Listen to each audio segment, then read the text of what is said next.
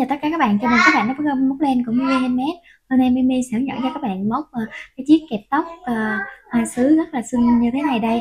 Ở đây thì mình sẽ hướng dẫn cho các bạn làm một cái là chúng ta luồn kẽm và một cái là không ha. Cái trên tay của mình thì luồn kẽm nè, ở đây thì mình không có luồn kẽm, thì cái nào các bạn cũng sẽ làm được hết ha. Nếu là có thì chúng ta sẽ sử dụng, còn không có kẽm thì chúng ta cũng móc được luôn. Ở đây nếu mà các bạn không có kẽm thì chúng ta sẽ dán cái phần cánh này nè cho nó ra chính giữa một xíu ha. Nó rất là xinh luôn á các bạn. Ở đây thì thành phẩm của nó là khoảng 6.5 cm rồi đó. Nếu mà bạn nào muốn tăng size thì ở trong clip mình có hướng dẫn cho các bạn thêm nha. Mà mình thấy 6.5 là nó phù hợp với cái gương mặt rồi đó các bạn. Khi mà mình xẹt ở chỗ bên hông tay thì nó sẽ dịu dàng giúp ta hơn ha. Mình hy vọng là các bạn sẽ yêu thích cái mẫu kẹp hoa sứ này nha. Nếu mà các bạn yêu thích, các bạn nhớ nhấn like video để giúp mình và bình luận ở phía bên dưới ủng hộ Mimi bằng một cái lượt đăng ký kênh nha các bạn. Mình cảm ơn các bạn rất nhiều luôn. Và bây giờ chúng ta sẽ cùng bắt đầu móc nha. Với cái mẫu kẹp tóc này thì các bạn sử dụng kẹp giọt nước cũng được, hoặc là kẹp kiểu này cũng được ha. Và chúng ta móc nhỏ thì chúng ta sẽ sử dụng kẹp nhỏ, móc to hơn thì sử dụng kẹp to nha. Ở đây là mình móc cái hoa sứ này nó vừa các bạn, chứ nó không có nhỏ quá cũng không có to quá. Còn nếu mà bạn nào mà muốn móc lớn thì sử dụng cái len sợi lớn và kim móc nó to hơn là được rồi ha. Cái số mũi móc kép ở phía chính giữa thì nó sẽ chênh lệch nhau, còn khúc đầu và khúc cuối thì các bạn sẽ móc giống y hệt như mình là được nha. Chúng ta chỉ tăng mũi móc xích và cái số lượng mũi móc kép ở chính giữa thôi. Rồi như vậy là mình đã hướng dẫn cho các bạn tăng mũi để mà chúng ta có thể là móc cái hoa sứ to hơn rồi đó. Khi móc thì các bạn cũng sẽ móc nó tăng size hơn ở cái video này ha. Ở đây là mình sử dụng cái kẹp 4.5 cm nè các bạn. Đây, kẹp 4.5 cm ha, là nó vừa vặn với lại cái hoa sứ này luôn. Và mình sẽ móc cái len babia nha. Các bạn sẽ sử dụng loại len nào cũng được hết á. Ở cái thứ hai này nè, mình sẽ luồn cái kẽm si này vô để cho nó cố định phơm luôn ha. Còn bạn nào mà không có kẽm si thì các bạn có thể là mình sử dụng và mình canh chỉnh nó lại giống như thế này. Cái này thì mình không có dùng kẽm nè các bạn, không có dùng kẽm thì nó sẽ mềm mại hơn ha. Bây giờ là mình sẽ thử cho các bạn một cái kẽm và một cái không kẽm, các bạn có thể là tự lựa chọn cho mình nha. Rồi kim móc thì mình sử dụng kim móc 2 chấm, cái cắt len, kim khâu len với lại keo nến để mà mình dán cái hoa lên cái phần kẹp tóc nha.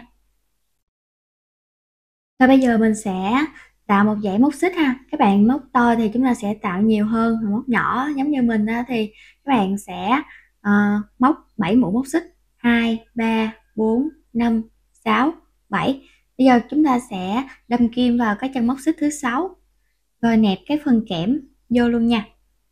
Và các bạn sẽ móc một mũi móc đơn đầu tiên nè, và mũi nửa kép ở chân móc kế bên. Ở cái size nào thì các bạn cũng sẽ móc giống như mình ha, một mũi móc đơn và một mũi nửa kép. Những cái chân móc kế tiếp các bạn sẽ móc mỗi chân là một mũi móc kép nha. Ở đây là mình sẽ móc 3 mũi móc kép liên tục nè. 2 rồi đó. Rồi 3.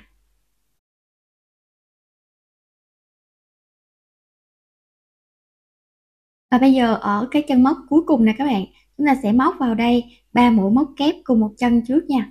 1 2 3. Và các bạn sẽ gập đôi cái cọng kẽm này lại. Và chúng ta sẽ móc vào đây thêm một mũi móc kép nữa. Từ đây các bạn sẽ móc lên cho mình một mũi móc xích nha. Chúng ta sẽ đâm kim đây nè, đâm kim như thế này ha, qua hai nhánh này nè. Đây. Và các bạn sẽ kéo len qua, móc cho mình một mũi móc đơn. Tiếp tục móc 3 mũi móc kép vào cùng chân móc đó luôn nha. 1 2 3. Rồi các bạn sẽ móc ở phía bên đối diện nè. 1 2 3. 3 chân ở đây là 3 mũi móc kép ha. Giống hệt như hồi nãy chúng ta móc á các bạn.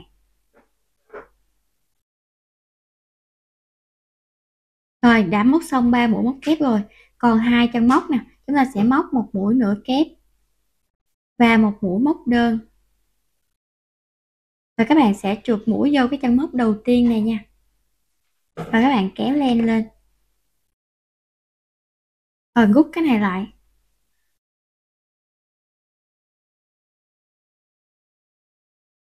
Rồi các bạn canh chỉnh lại ha. Chúng ta sẽ cắt cái cọng len thừa này đi. Rồi các bạn sẽ quấn vậy đó. Rồi chúng ta sẽ cắt cái thừa này đi luôn ha. Rồi bây giờ các bạn sẽ chấm một ít keo cho mình ở cái chỗ này nha. Mình đã chấm keo xong rồi, các bạn sẽ quấn nó lại. Quấn một vòng vậy á. Rồi chúng ta sẽ dùng cái này nè. Ta sẽ bẻ nó xuống nha. Rồi như vậy là nó đã an toàn rồi đó. Rồi các bạn sẽ cắt len, làm cho mình tổng cộng là 5 cánh như thế này nha. Rồi bây giờ mình đã làm xong 5 cánh ở đây. Các bạn sẽ chấm keo cho mình một ít ở cái điểm này ha, xéo qua như thế này nè, để mình sẽ ốm cái này lại giống như hình chữ V á. Rồi mình đã ốm xong rồi nè các bạn. Tiếp tục chúng ta sẽ ghép cánh thứ ba ha. Cánh thứ ba thì các bạn sẽ ghép nó như thế này nè, ghép vô. Vậy là các bạn sẽ chấm keo ở chỗ cái điểm này. Rồi các bạn sẽ ốm cái này vô nè. Rồi cho nó sát luôn ha. Một lát nữa có gì mình sẽ chấm keo thêm nha. Rồi sau đó các bạn sẽ để keo đây và chúng ta sẽ ốm cái này vô.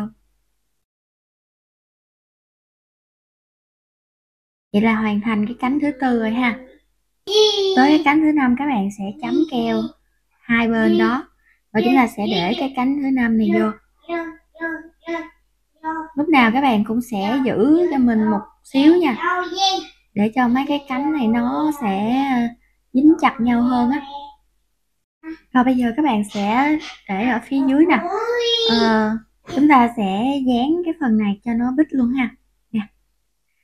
Này các bạn có thể là sử dụng một ít vải nỉ để mà chúng ta sẽ dán trước cũng được, rồi chúng ta sẽ dán hoa lên. Cái này mình thấy mình dán cái đầu tiên nó chắc rồi các bạn, cho nên là mình sẽ không có cần dán vải nỉ nữa ha. Mình sẽ để keo từ ở cái đoạn này nè. Rồi sau đó là mình sẽ ốm cái này vô nha. Rồi các bạn giữ một lát ha. Bây giờ chúng ta có thể là tùy chỉnh cái cánh rồi đó. Cái kia thì nó không có phần kẽm á, các bạn cũng chỉnh được nữa, nhưng mà chỉnh trong cái lúc mà mình chụp hình thì nó sẽ đúng với form ha. Còn nhiều khi các bạn xài lâu á, thì nó sẽ có chiều hướng nó túm lại một xíu á. Nhưng mà không sao đâu, nó cũng xòe xòe ra, nó cũng không có quá cụp vô các bạn, tại vì chúng ta đã dán rồi. Mà bây giờ nếu mà các bạn sử dụng cái này nè, cái này là mình dán lên tới trên luôn nè, thì các bạn thấy là mình đã dán phân nửa cái phần màu trắng rồi, cho nên là nó sẽ không có dễ mà nó cụp lại nè.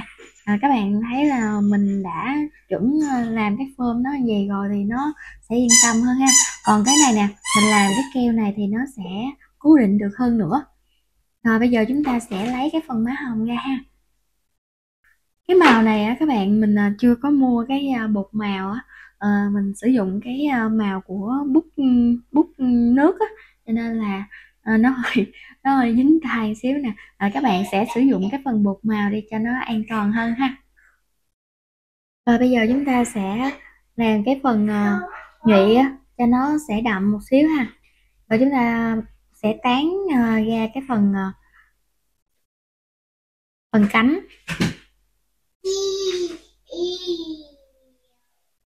Nói chung là cái chỗ này các bạn sẽ làm thoải mái theo ý thích của mình nha. Đó, rồi chúng ta sẽ làm một ít chỗ này thôi. Các bạn làm một ít gì thôi nha, để thôi nó đậm quá cũng không đẹp á. Rồi đây các bạn, mình đã làm xong rồi nè. Thành phẩm của chúng ta là khoảng 6.5 cm ha. nó cũng không có quá là nhỏ đâu các bạn, 6.5 là nó cũng to rồi đó. Cho nên là các bạn nếu mà muốn làm to nữa chắc nó sẽ che cái mặt của mình luôn. Các bạn sẽ tăng cỡ khoảng 1-2 móc xích nữa thôi nha. Với lại thay đổi cái loại len á thì chúng ta cũng sẽ tăng cái form dáng của cái sản phẩm này lên rồi. Mình hy vọng là các bạn sẽ yêu thích cái mẫu kẹp tóc hoa sứ này ha. Nếu mà các bạn yêu thích, các bạn nhớ nhấn like video này giúp mình và bình luận ở phía bên dưới ủng hộ Meme bằng một cái lượt đăng ký kênh nha các bạn.